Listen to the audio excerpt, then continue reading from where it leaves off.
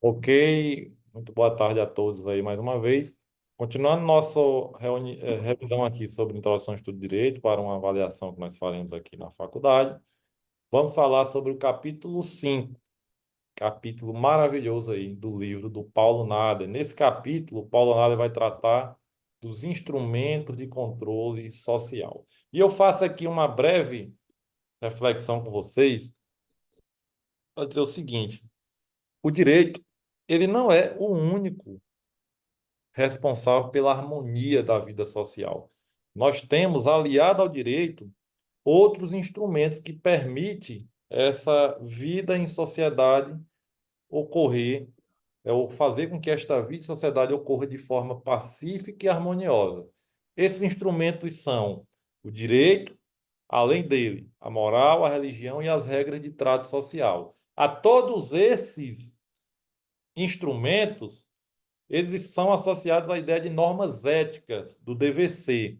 Não obedecem, portanto, às leis da natureza, do ser. Não obedecem à lei da natureza, do ser. Aquelas questões da relação da causa e efeito. Para toda causa corresponde um efeito. Não. As normas éticas são diferentes dessa espécie de norma. As normas éticas, elas têm valores aqui que são enfim, fruto também de constante debate social. E, portanto, então, aqui eu já advirto a vocês, tanto o direito como a moral, como a religião, como a regra de trato social, fazem parte daqui do mundo ético, ou estão sujeitos a essas normas éticas, as normas do dever ser.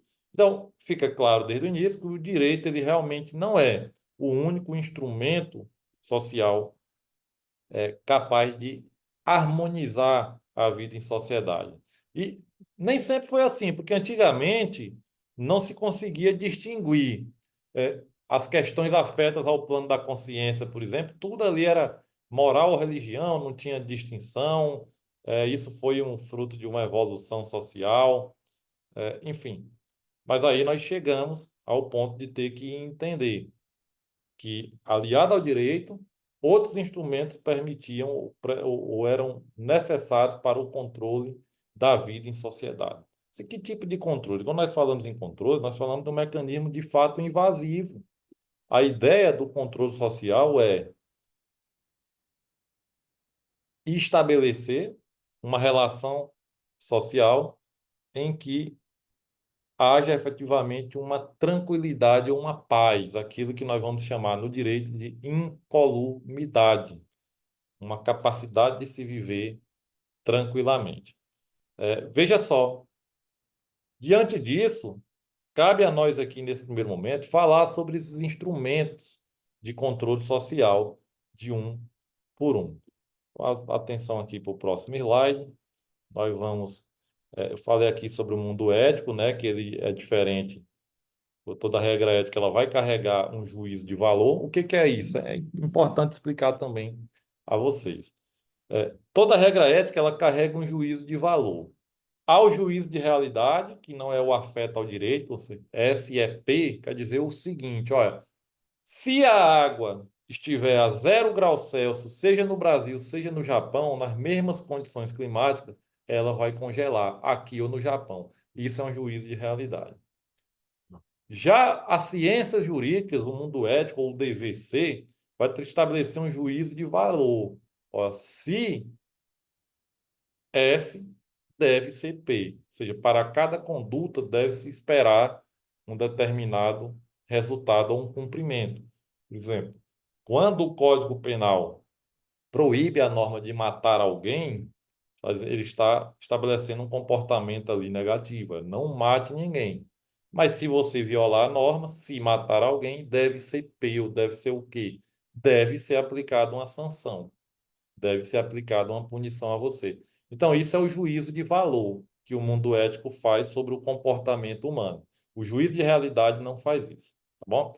Então, primeiro, estabelecer direito e religião. A religião ela é um sistema de princípios e preceitos que visa o quê? Que visa a realização de um valor supraterreno, o alcance da divindade. A religião ela busca orientar os homens na busca da felicidade eterna. E aí, nesse percurso de A aproximação com a divindade, de chegar até a felicidade eterna, a alcançar essa felicidade eterna, tem um caminho que vai ser percorrido. Esse caminho é o caminho definido pela religião. Entenderam isso? Então, esse é o caminho definido pela religião. Só um instante que eu estava aqui admitindo mais pessoas. Então, esse é o caminho percorrido pela religião, essa aproximação. E a religião, meus amigos, já foi muito importante, porque havia um vínculo indissociável da figura, na Idade Média principalmente, que havia o chamado juízo de Deus, a ideia era que Deus acompanhava os julgamentos e interferia na justiça. Portanto, as decisões que eram tomadas ali eram como se fossem decisões efetivamente divinas. Na Idade Média, a igreja tinha muito poder. E por isso, por esse poder que que a igreja tinha na Idade Média, é que a religião ela interferia e se confundia com o próprio Estado, com a figura do Estado. Então havia muita ali convergência entre direito e religião.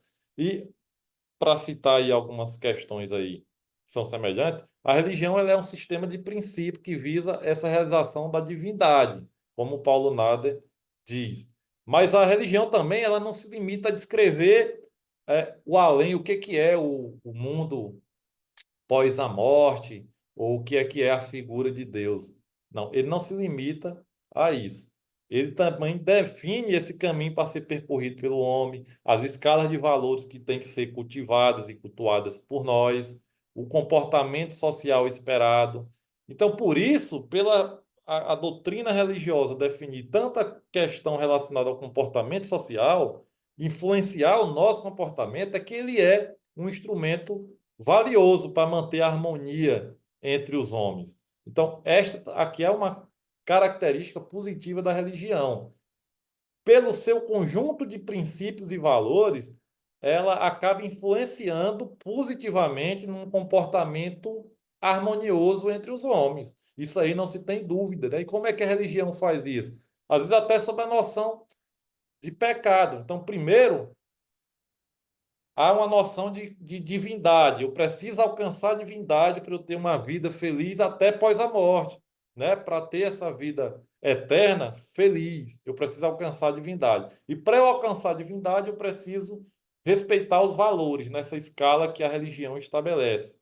Então, essa é a ideia. E se eu não respeito os valores, cada vez que eu descumpro um preceito religioso, se a religião diz não roubarás e você rouba, você vai descendo o degrau da escada, ou seja, você vai se distanciando de Deus. E cada vez que você tem uma boa atitude, como agora ajudando os seus irmãos nas tragédias do Rio Grande do Sul, por exemplo, você está subindo a escada e é se aproximando da divindade. Entenderam? Há essa relação, então. Então, cada vez que você transgride uma norma religiosa, há o que se chama aqui de cometimento de um pecado e, portanto, um distanciamento de Deus. E cada vez que você pratica uma boa ação, uma ação espirituosa, você se aproxima cada vez mais de Deus.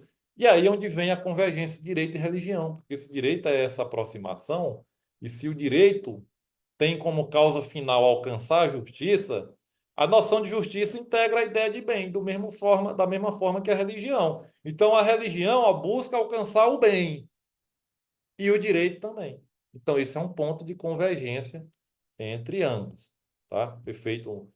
Esse é um ponto de convergência entre ambos. Mas também há diferença, né? Há diferença entre direito e religião. Qual que é a diferença aqui? Legal. Uma diferença estrutural que o Paulo Nader cita é de que o direito ele tem por meta a segurança, né? Promover a segurança nas relações entre os homens. Já a religião, ela parte da premissa de que a segurança ela é algo intangível, né? Porque a religião traz o mistério da vida, da eternidade, revela a fraqueza do ser humano, a insegurança do homem, ou seja, a segurança buscada pelo direito é diametralmente oposto, revelado pela religião. Enquanto o direito busca a segurança, a religião revela a insegurança humana. E o Paulo Nader até critica essa distinção, mas é uma distinção interessante aí. Bom, há também as regras de trato social, que têm como função amortecer o convívio social.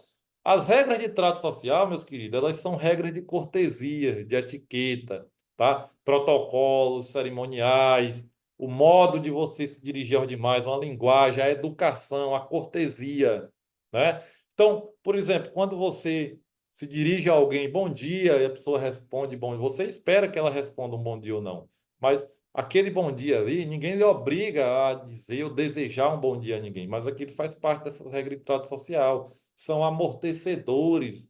Amortecedor porque o nosso dia a dia já é tão estressante, já é tão difícil, nós temos tantos problemas, que os tratos sociais, as regras de tratos sociais, ela amortecem isto aí. Ao lhe desejar um bom dia, ao lhe cumprimentar com um aperto de mão, com um abraço, tá? As regras de trato social me ensinam a regra de etiqueta, de como eu sentar a uma mesa em público, como eu me dispor aqui para uma refeição, como cortar uma carne, enfim, obedecer protocolos. Você chega na faculdade, senta na sua cadeirinha, anota, assiste a aula em silêncio, observando o que o professor diz, intervém quando achar necessário, pedindo a palavra. Ou seja, isso tudo é regra de trato social, só amortecedor para que a vida em sociedade não vire uma panaceia, para que a vida em sociedade não se perca, para que não fique uma anarquia, todo mundo dizendo ou fazendo o que quer. Então, são esses padrões de conduta social aí, que não resguardam interesse de segurança, mas eles visam tornar o ambiente social, como diz Paulo Nader, mais ameno. Essa é a ideia de respeito às regras de trato social, tá bom? E o direito e moral? Essa é a principal reflexão do nosso encontro de hoje. A moral, ela é preocupada com a noção de bem. Esse slide aqui foram até retirado de uma aula de uma outra professora, que eu não lembro o nome, mas aí, para fim de creditar, quando aparecer aí o titular, eu até coloco o crédito, tá? Esse slide aqui não foi eu que fiz. Esses últimos aqui em específico. A ideia é que a moral, assim como o direito, ela é preocupada com a noção de bem, né? Mas o bem do direito está relacionado à justiça, a alcançar a justiça, que é a causa final do direito. E o bem da moral é o bem espiritual, é o se sentir bem. Tudo aquilo que promove o homem de uma forma integral e integrada. Isso é interessante, porque o Paulo Nader é quem traz também essa ideia de, de promover uma pessoa de uma forma integral e integrada. Diz o seguinte: integral significa plena realização da pessoa, e integrada é o condicionamento a idêntico interesse do próximo. Ou seja, eu me preocupar com os interesses do próximo, do outro. Essa é a ideia, então, de que o bem buscado pela moral é promover a pessoa de uma forma integral, ou seja, a plena realização dela, estou integralmente feliz e satisfeito, e integrada. Integrada com quem? Com os interesses dos demais indivíduos que compõem a nossa sociedade. E aí, o direito e moral possuem vários pontos aí de convergência e de divergência. Mas primeiro dizer que para Paulo Nader a moral ela não pode ser considerada assim isoladamente. Existe a moral autônoma, existe as éticas superiores dos religiosos e existe a moral social. Essas duas aqui é as que nos interessam. A moral autônoma é a minha noção de bem particular. Ela parte da consciência de cada um. É aquilo que você pensa sobre as suas ações, tá? Então, moral autônoma é a moral individual, é o que você pensa sobre ações, ou seja, é o que a sua consciência reflete. Já a moral social é uma noção de bem, ou seja, moral coletiva, é uma noção de bem que em uma sociedade, em uma determinada época, ela vai orientar a conduta dos indivíduos. Portanto, a moral social, a moral ela é fruto de evolução social, óbvio. Mas a moral social, ela traz esse requisito com maior visibilidade, porque a moral social ela varia no tempo, né, e na época e no local, na região. É uma ideia de bem de uma determinada sociedade, a sociedade orientando os demais indivíduos, né, em relação ou com o objetivo de alcançar um bem comum. Foram apresentadas, inclusive, algumas teorias sobre a moral. Então, nós temos moral autônoma e moral social. Moral autônoma é a minha moral individual. Moral social é um conjunto de princípios que, em cada sociedade, em cada época, ela vai orientar as condutas dos indivíduos, né? Ou seja, socialmente, cada pessoa ela procura agir em conformidade com a exigência da moral social. Por quê? Por que que nós nos condicionamos a isso? É porque eu sei que os meus atos eles vão ser julgados justamente à luz dos princípios estabelecidos pela sociedade. Então, a moral social é isso. É eu me comportar de acordo com o que eu acho que a sociedade espera de mim. E a moral individual? É eu refletir sobre a minha ação individualmente. Aqui eu desconsidero a relação com a sociedade, tá? Então, há o paralelo do direito e a moral, e nós vamos falar sobre essas características, mas essas teorias aí, que estão no quadro, tem algumas teorias interessantes. Essa teoria do círculo do mínimo ético, o Jeremy Bentham é quem trouxe ela aí com mais vigor. O que é que esse quadro nos revela? É que o direito estaria integralmente abraçado e abrangido pela moral. Ou seja, a ideia aqui é que o campo da moral ele é maior do que o direito, e o direito está totalmente subordinado à moral. Ou seja, qual é a ideia que eu tenho olhando para a teoria dos círculos, e do mínimo ético? Para esta teoria, tudo que é direito é moral, anote isso aí.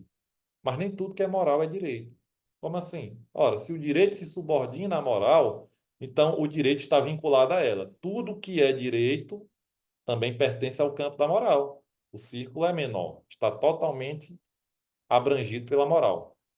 Mas nem tudo que pertence à moral pertence ao direito. Por quê? Porque a moral é maior do que o direito. Então, essa é a ideia da teoria do círculo, teoria do mínimo ético aí, que nós vimos no quadro. A próxima teoria é a dos círculos secantes. Olha que legal. A teoria dos círculos secantes. Eu vou até falar dessa visão kelsiana antes, né? O que é que Kelsen sentiu? O Kelsen, cara, ele é radical. Você tem uma teoria pura do direito. Pura por quê? Porque ele dissociou o direito de todas as outras influências. Então, para o Kelsen é o seguinte: direito não tem nada a ver com moral. A moral atua em um campo específico e o direito outra. Por quê? Porque o objeto do direito é o estudo da norma jurídica, não tem nada a ver com moral, nem com normas morais. Por isso, a visão kelsiana é essa separação total. Ora, vocês veem a diferença entre a teoria do mínimo ético aqui, do Bentham. Para o Bentham, o direito está subordinado à moral. Para o Kelsen, direito e moral não tem nenhuma relação, não tem nada a ver. Estão totalmente separadas, tá? E aí, no meio disso tudo, nós temos uma teoria que digamos assim, menos radical, a teoria dos círculos secantes. O que é que diz a teoria dos círculos secantes? É que vai haver um número gigantesco de questões sociais que elas são, ao mesmo tempo, afetas à moral e ao direito. Ou seja, elas interessam à moral, mas interessam ao direito também. Mas tem questões que só interessam ao direito e tem questões que só interessam à moral. Essa é a ideia, então, da teoria dos círculos secantes, que é a teoria mais aceita, a teoria aceita pela maior parte dos doutrinadores brasileiros. Anote isso aí, não só no Brasil, né? Mas uma visão global do direito. A teoria dos círculos secantes é a teoria mais aceita no direito pela maior parte dos doutrinadores. Porque ela revela, como está aí na figura, um campo de intersecção. O direito e moral, eles se encontram em vários momentos. Várias questões sociais ou fatos sociais interessam a moral e o direito. Mas tem fato social que só interessa ao direito e não interessa à moral. Tem fato social que só interessa à moral e não interessa ao direito. E aí é que acontece o seguinte, por isso que ao ver uma lei pode ser considerada imoral, mas ela é legal, porque é lei. E um fato pode ser considerado imoral, mas ele não é ilegal, porque não tem lei que proíba. Um exemplo, é imoral, é considerado imoral a traição num casamento, a traição num relacionamento. Mas isso não é considerado ilegal, ou seja, não é crime a traição, o adultério. Já foi em um determinado tempo, mas não é mais. Então, aqui está um momento, então, um fato social que só interessa à moral e não interessa ao direito, por exemplo, aqui, nessa situação. Outro exemplo que poderia ser citado, a questão do aborto. Há uma discussão hoje, se legaliza ou não, mas nós temos algumas hipóteses em que o aborto é permitido no Brasil, quando, por exemplo, a gestação é de risco, quando a gestação é fruto de um estupro. Então, perceba, quando a gestação é de risco, talvez o campo da moral ache ou julgue imoral o aborto, ainda que coloque em risco a própria gestante, mas o direito permite. Então, percebam, né? Ah, o fato pode ser imoral, mas o fato não é ilegal. Entenderam essa distinção? Muito bacana, então, trago esses exemplos para vocês, para facilitar aí a compreensão do assunto.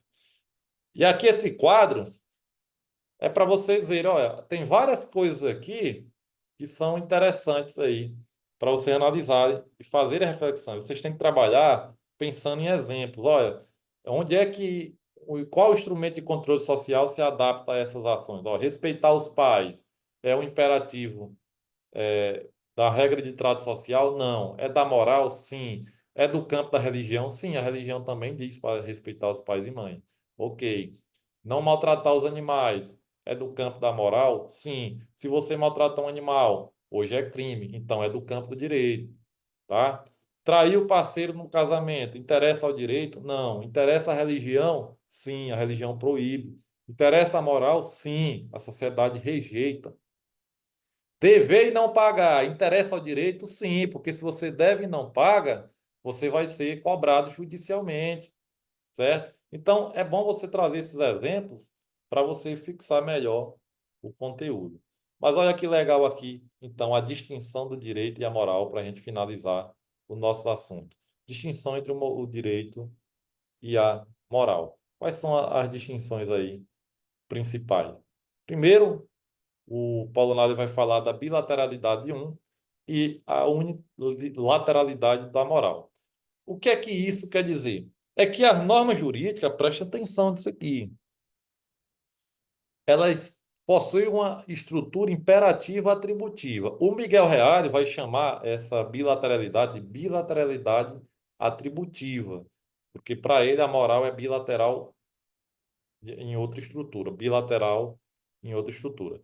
A bilateralidade simples. Mas vamos aqui para não complicar. Quando eu digo que o direito é bilateral, é porque ele tem uma estrutura imperativa atributiva. Ao mesmo tempo que ele estabelece um dever a alguém, uma obrigação, ele estabelece um direito a outro. É por isso que se diz que a todo direito corresponde um dever, ou a todo dever se corresponde um direito subjetivo a alguém.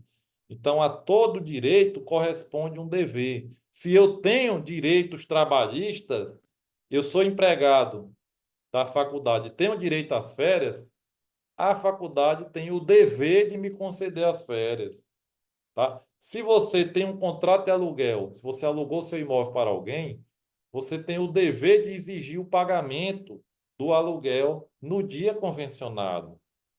E ele tem a obrigação de lhe pagar. Então é bilateral porque sempre estabelece uma relação de direito e dever. Se eu compro uma mercadoria de uma loja, a loja tem o dever de me pagar. E ela é bilateral por outro motivo que eu gosto de dizer para meus alunos. Perceba a bilateralidade do direito, não só como direito e dever, mas sempre se estabelece uma relação direito-dever e da parte contrária, direito-dever também.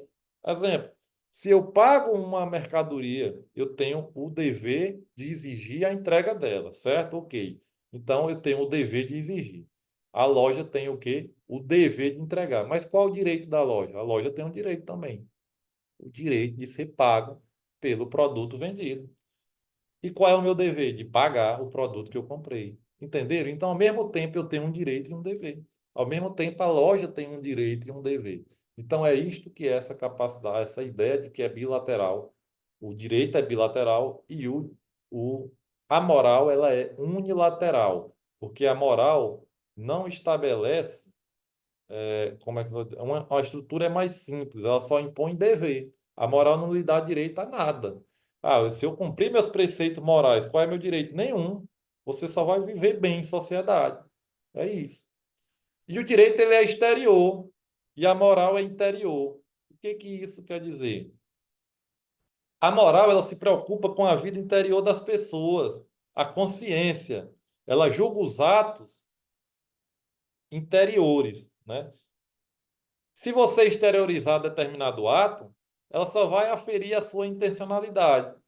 Já o direito, via de regra, ele se interessa pela conduta exteriorizada. Enquanto está no plano da consciência, isso aí, meu amigo, não interessa. Então, por exemplo, se enquanto você pensar, tiver, nossa, estou com raiva do professor, vontade de matar o professor, enquanto você pensar isso, você já violou a moral, né? Porque a moral se preocupa com a interioridade, consciência. Mas o direito, enquanto você estiver só pensando em matar alguém, o direito se preocupa. Agora, se você age para matar alguém, aí é outra coisa. Ou seja, você exteriorizou uma conduta, essa conduta exteriorizada na sociedade é que interessa ao direito. Entenderam? Então, a moral ela se preocupa com o plano do pensamento, mas o direito se preocupa é com o plano da ação.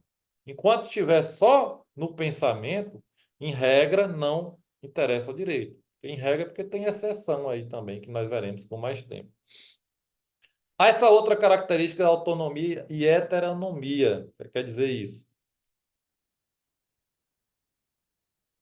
A moral, ela é autônoma no sentido de querer, de você aderir espontaneamente ao querer da moral. Ó, eu sigo as regras morais se eu quiser. Há uma adesão espontânea. Isso, Paulo Nader vai dizer, olha, isso é para a moral autônoma, não é para a moral social, a coletiva. Tá? Paulo Nader vai fazer a distinção.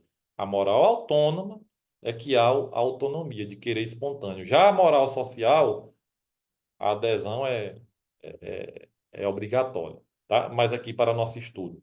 A moral é autônoma por quê? Porque é uma adesão, um querer espontâneo, é uma vontade minha de aderir a um comando moral. Já o direito, ele é heterônimo por quê?